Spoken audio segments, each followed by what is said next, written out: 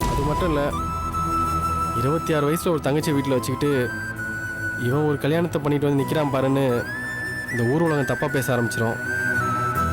எப்படியாவது என் தங்கச்சி கழுத்தில் தாலி ஏறணுன்றதுக்காக தான் எங்கள் அம்மா இப்படி ஒரு முடிவுக்கு வந்திருக்காங்க. இது கொஞ்சம் பேராசை தான் எனக்கே தெரியுது. எந்த பொண்ணும் இதுக்கு ஒத்துக்க மாட்டான்னு என் மனசுக்கு புரியுது. இருந்தாலும் எங்களுக்கு வேற வழி இல்லைங்க. அதான் என் கண்டிஷன் நீங்கள் ஒத்துக்கிட்டீங்களான்னு எனக்கு கரெக்டாக தெரியணும். அப்போதான் என்னால் ஒரு முடிவுக்கு வர முடியும். நீங்க சொன்ன எல்லாத்தையும் மனசுல வச்சுக்கிட்டு தான் நான் உங்களை பிடிச்சிருக்குன்னு சொன்னேன். நீங்க எதுவா இருந்தாலும் மனசுல வச்சுக்காம இப்படி வெளிப்படையா பேசுறீங்களே, இதுதான் எனக்கு பிடிச்சிருக்கு. பொண்டாட்டி மூலமா தனக்கு என்ன வருமானம் வரும்னு எதிர்பார்க்கிற ஆம்பளைங்களுக்கு நடுவுல நீங்க வித்தியாசமா தெரிஞ்சீங்க. அதனாலதான் உங்களை பிடிச்சிருக்குன்னு சொன்னேன். அதுக்கு இல்லைங்க, இப்போதான் பார்த்தோம். என் கண்டிஷனை கூட சொல்லிட்டேன். அதையும் மீறி ஒரே சந்திப்பிலேயே என்னை பிடிச்சிருக்குன்னு சொல்லிட்டீங்களே, அதான் கொஞ்சம். இங்க பாருங்க, நீங்க வேணா என்ன முத தடவையா பாத்திருக்கலாம். ஆனா நான் உங்களை இதுக்கு முன்னாடி 2 தடவை பாத்திருக்கேன். உங்களை மட்டும் இல்ல, உங்க அம்மா தங்கச்சிங்க எல்லாருமே பாத்திருக்கேன். பார்த்துருக்கீங்களா? எங்க பார்த்துருப்பாங்க? என்னங்க ஒரு நிமிஷங்க. எங்க நீங்க எங்களை எங்க பார்த்தீங்க? உங்க தங்கச்சிக்கு மாப்பிள்ளை பாக்குறதுக்கு கோயில் கூட்டிட்டு வந்தீங்களே, அங்கேயே நான் உங்களையும் உங்க குடும்பத்தையும் பார்த்துட்டேன். அன்னைக்கு உங்களுக்கும் ஒரு பொண்ணு பார்த்திருந்தாங்களே, அந்த பொண்ணு என் ஃப்ரெண்டு தான். எனக்கு வரப்போற மனைவி எப்படி இருந்தாலும் பரவாயில்ல, ஆனா என் தங்கச்சிக்கு ஒரு நல்ல மாப்பிள்ளையா தான் பாப்பேன்னு சொன்னீங்கல்ல, அது சாதாரண வார்த்தை எனக்கு படல. அந்த வார்த்தைக்கு பின்னாடி ஒரு தியாகம் தெரிஞ்சது. பெத்த தாய் மேலேயும் கூட பிறந்த அக்கா தங்கச்சிங்க மேல பாசமா இருக்கிறவங்க பொண்டாட்டி மேலேயும் அதே பாசத்தை வச்சிருப்பாங்கன்னு சொல்லுவாங்க. அந்த நம்பிக்கையில தான் இப்ப நான் உங்க கூட வந்தேன். கோயில்ல உங்களை பார்த்தப்போ உங்க மனசுல உள்ள பாசத்தை புரிஞ்சுக்கிட்டேன். ரோட்ல ஒரு ஏழை பையனுக்கு வலிப்பு வந்து கஷ்டப்படுறப்போ நீங்க அவனுக்கு உதவி பண்ணீங்க. அங்க உங்க மனிதாபிமானத்தை புரிஞ்சுக்கிட்டேன். இந்த காரணத்துக்காக தான் நான் உங்களை கல்யாணம் பண்ணிக்கிறேன்னு என்கிட்ட ஓப்பனா சொன்னீங்கல்ல, அங்க உங்க நேர்மையை புரிஞ்சுக்கிட்டேன். பாசம், மனிதாபிமானம், நேர்மை 3 உங்ககிட்ட இருக்கு. வாழ்க்கையில உங்களை நம்பி ரொம்ப தூரம் பயணம் பண்ணலாங்கிற நம்பிக்கை எனக்கு வந்துருச்சுங்க. சீக்கிரமே உங்க தங்கச்சிக்கு ஒரு நல்ல மாப்பிள்ளைய பார்க்க ஆரம்பிங்க. ரொம்ப சந்தோஷங்க. என் வார்த்தையில ஒரு தியாகம் இருக்கிறதா சொன்னீங்க. என் தங்கச்சி என்னோட ரத்தம். அவளுக்காக நான் என்ன செஞ்சாலும் அது வெறும் கடமை தான். ஆனா யாரோ ஒரு பொண்ணு கழுத்துல தாலி ஏறுன்றதுக்காக உங்களோட 40 பவுன் நகை தரேன்னு சொல்றீங்களே. தங்க விலை கூட ஒவ்வொரு நாளா தாங்க உயருது. ஆனா நீங்க மனசுல ஒரே நாள்ல ரொம்ப உயர்ந்துட்டீங்க. ரொம்ப நன்றிங்க.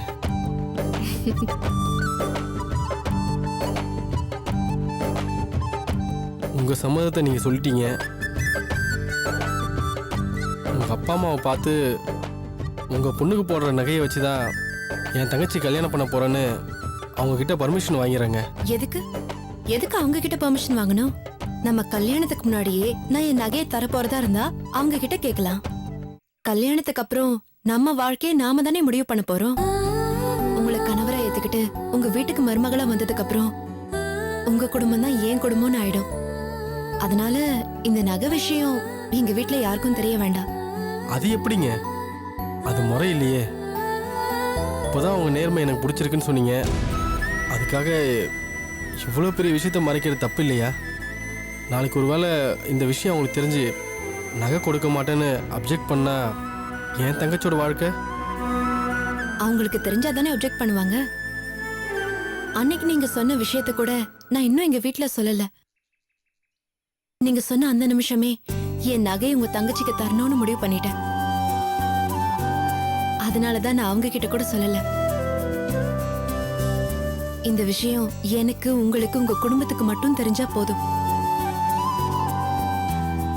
கட்டிக்க போற பொண்ணுகிட்டயே கடன் கேட்டு வந்த முத ஆள் நானா தாங்க இருப்பேன். ஆனா ஒண்ணுங்க, நீங்க என் தங்கச்சிக்கு கொடுக்க போற நகைய அடுத்த 2 வருஷத்துல நான் உங்களுக்கு பண்ணி போட்டுருவேங்க. ஆனா நம்ம காரியம் ஆயிடுச்சுன்றதுக்காக அப்படியே விட்டுற மாட்டேங்க.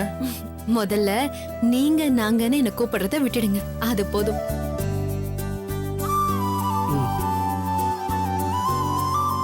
இந்த விஷயத்தை எங்க அம்மாட்ட சொன்னா ரொம்ப சந்தோஷப்படுவாங்க. எத நீங்க நாங்கன்னு கூப்பிடுற விஷயத்தியா?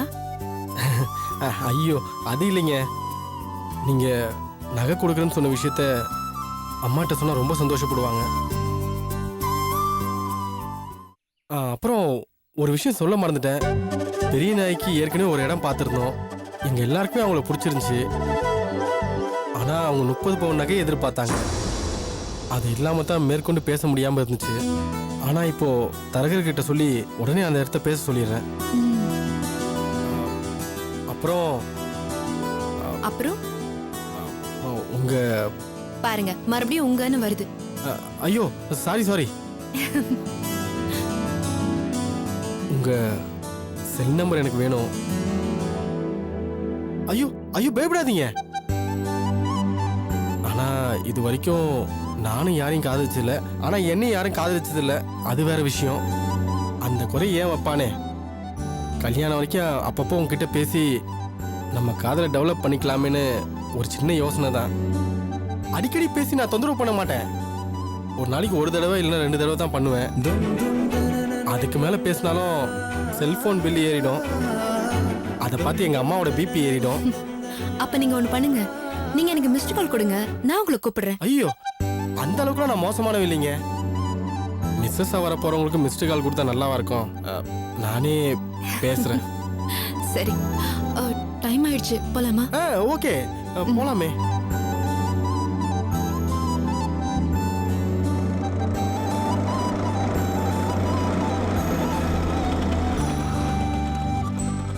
இவன் சிவகாமி பையன் கல்யாண ராமனாச்சே.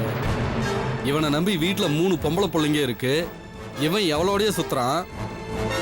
2 ரூபா செலவானாலும் பரவாயில்ல, இவங்க அம்மா கிட்ட உடனே போட்டு விட்டுருவான். போச்சு போச்சு எல்லாம் போச்சு. என்னடா எலி 8 முழம் வேட்டி கட்டுதேன்னு நினைச்சேன். இப்பதானே புரியுது. மனசுல எவ்வளவோ வச்சுக்கிட்டுதான் அன்னைக்கு அபிராமி வீட்டுல 2 நாள் அவகாசம் வேணும்னு கேட்டிருக்கான் போல இருக்கு. அனாவசியமா யாரும் சொன்னதை வச்சு நீ அண்ணனை சந்தேகப்படுற. அண்ணன் அந்த மாதிரி கிடையாதுன்னு உனக்கு தெரியும்ல. பைத்திய மாதிரி பேசாதடி. அந்த ஆள் தான் தெளிவா சொன்னானே. சிவகாமி அம்மா உங்க புள்ள கல்யாணம், பின்னாடி ஒரு பொண்ணு ஸ்கூட்டர்ல உட்காந்து வச்சுக்கிட்டு பிள்ளையார் கோயில் தெருவுல டுர்ன்னு போயிட்டு இருக்கான்னு சொன்னாரே. இவனை பத்தி தப்பா பேசணும். அந்த ஆளுக்கு என்னடி அவசியம் இருக்கு? ஏண்டி கண்டவளை அந்த வண்டியில ஏத்திட்டு சுத்தி திரியறதுக்காக வாடி நான் உனக்கு வண்டி வாங்கி கொடுத்துருக்கேன்.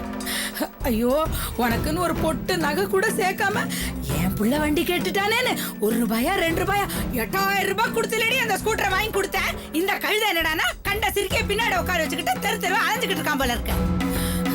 ஒண்ணு மட்டும் நல்லா தெரியுதுடி, பெத்த புள்ள உட்பட எல்லாரும் உஷாரா தாண்டி இருக்கீங்க. எனக்கு தான் விவரம் எதுவுமே பத்தலடி. பெரியராகி, எனக்கு ஒரு விஷயம் மட்டும் தெரிஞ்சு போச்சு.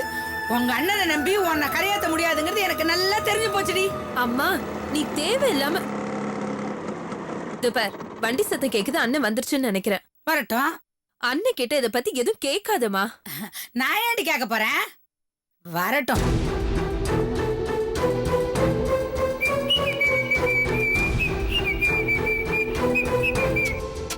ஏன் எல்லாம் இங்க நிக்கிறீங்க?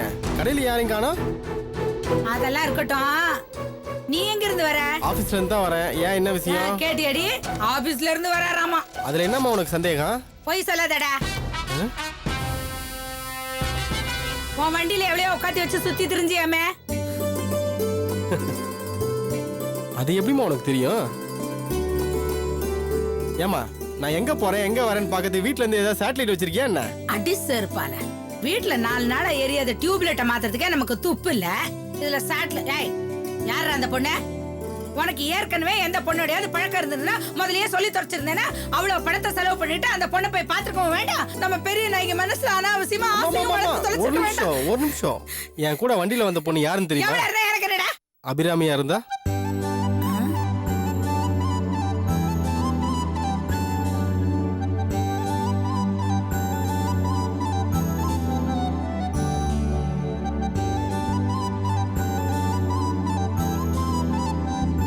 ஏண்டா அபிராமியா பார்த்த?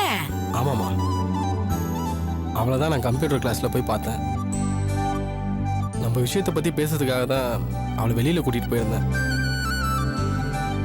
பெரிய நாய்க்காக அவளோட நகையை தர சம்மதிச்சிட்டாமா.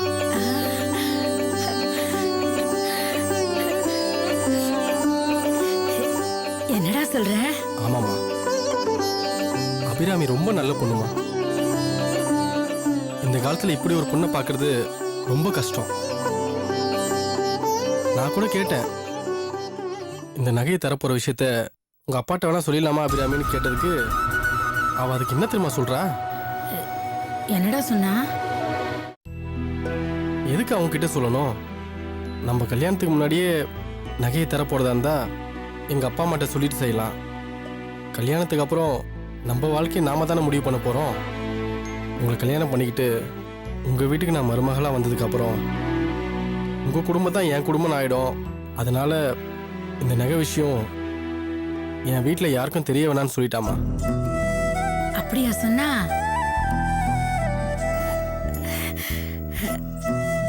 ரொம்ப நல்ல பொண்ணா இருக்காடா. அம்மா, இன்னொரு சந்தோஷமான விஷயம். என்னடா? நம்ம பெரிய நாய்க்கு மாப்பிள்ளை பார்த்துருக்க விஷயத்தை பத்தி அவகிட்ட சொன்னேன். ஆ, அவ ரொம்ப சந்தோஷப்பட்டாமா. ஆ, நீ என்ன பண்ற? ஆ.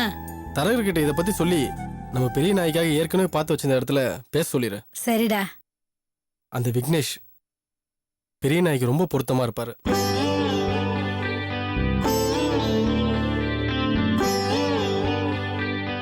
பெரிய நாயகி, இத்தனை வருஷம் நீ நம்பிக்கையோட காத்திருந்ததுக்கு கடவுள் உனக்கு ஒரு நல்ல வழியை காட்டிட்டாருமா.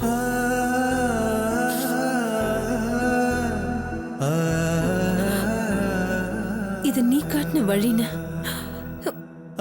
எந்த அண்ணனும் செய்யாத ஒரு தியாகத்தை நீ எனக்காக செய்யற. ச்சீ, பைத்தியம், என்ன பேசிட்டு இருக்க நீ? ஒரு அண்ணன் செய்ய வேண்டிய கடமையை தான் நான் செய்யறேன்.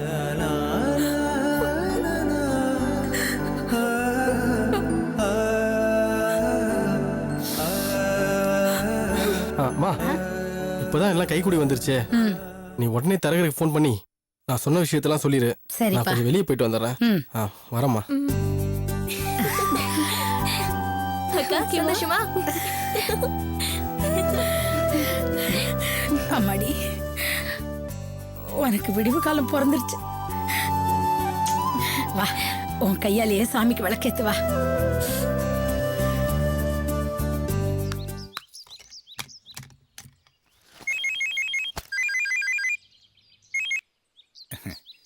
சொல்லுங்க சிவகாமி அம்மா. தரகரே, நீங்க சொன்ன மாதிரி அந்த பொண்ணு நகையை கொடுக்கறதுக்கு சம்மதிச்சிட்டாளாம். அப்படியா? ரொம்ப சந்தோஷமா. நீங்க உடனே அந்த பொண்ணு வீட்டுக்கு போய் எங்களுக்கு சம்மதம்னு சொல்லிடுங்க. சரி. சம்பிரதாயப்படியே அவங்கள நம்ம வீட்டுக்கு வந்து பேச சொல்லுங்க. உடனே முகூர்த்த தேதியை குறிச்சிடலாம். சரிம்மா, நான் அபிராமி வீட்டு பக்கத்துல தாமா இருக்கிறேன். நான் போய் திருமலையாவை பார்த்து பேசிட்டு உடனே இப்போ உங்களுக்கு தகவல் சொல்லிடுறேன். வச்சுட்டுமா? சரிம்மா. மகா, எப்படி கூட்டி கழிச்சு பார்த்தாலும் கல்யாண செலவு ஒரு 4.25 லட்சம் ரூபாய் வரும் போல இருக்கு. அப்படி இப்படின்னு கொஞ்சம் இழுத்து பிடிச்சோன்னு வச்சுக்கோ, ஒரு 4 இருந்து 4.25 முடிக்கலாம். கையில ஒரு 2 இருக்கு. அங்கங்க கைமாத்து வாங்கினா ஒரு 50-60 முடிச்சிடலாம். பாக்கிக்கு என்ன பண்றது? என்னங்க, மாப்பிள்ளை வீட்டுக்காரங்களே இன்னும் கல்யாணத்துக்கு சம்மதம்னு சொல்லல. அதுக்குள்ள பட்ஜெட் எல்லாம் போட்டு குழப்பிக்கிறீங்க. நீ வேற கொஞ்சம் முன்னெச்சரிக்கையா இருக்கணும்ல. கையில எவ்வளவு இருக்கு, இன்னும் எவ்வளவு வாங்கணும் அதெல்லாம் பார்க்கணும்ல. அப்பா. அது இந்தாங்க. ஆமா, உட்காருமா.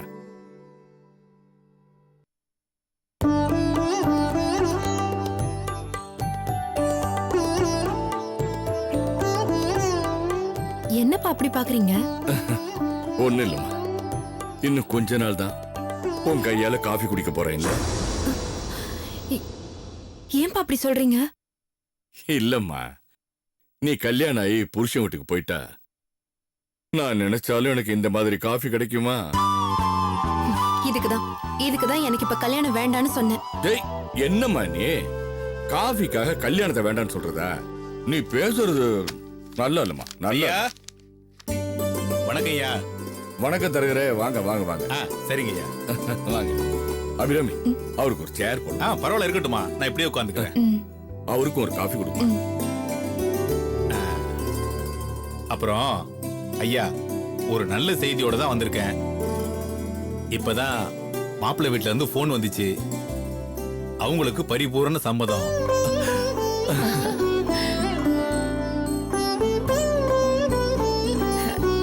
அம்மாடி, இப்பதாண்டி எனக்கு மனசுக்கு நிறைவா இருக்கு. ரொம்ப நாளைக்கு அப்புறமா இந்த வீட்டுல சந்தோஷம் எட்டி பார்த்திருக்கு. அந்த சந்தோஷம் எப்போ நிலைச்சிருக்கணும் இனிமே இந்த வீட்டுல. நிச்சயமா நிலைக்கும்.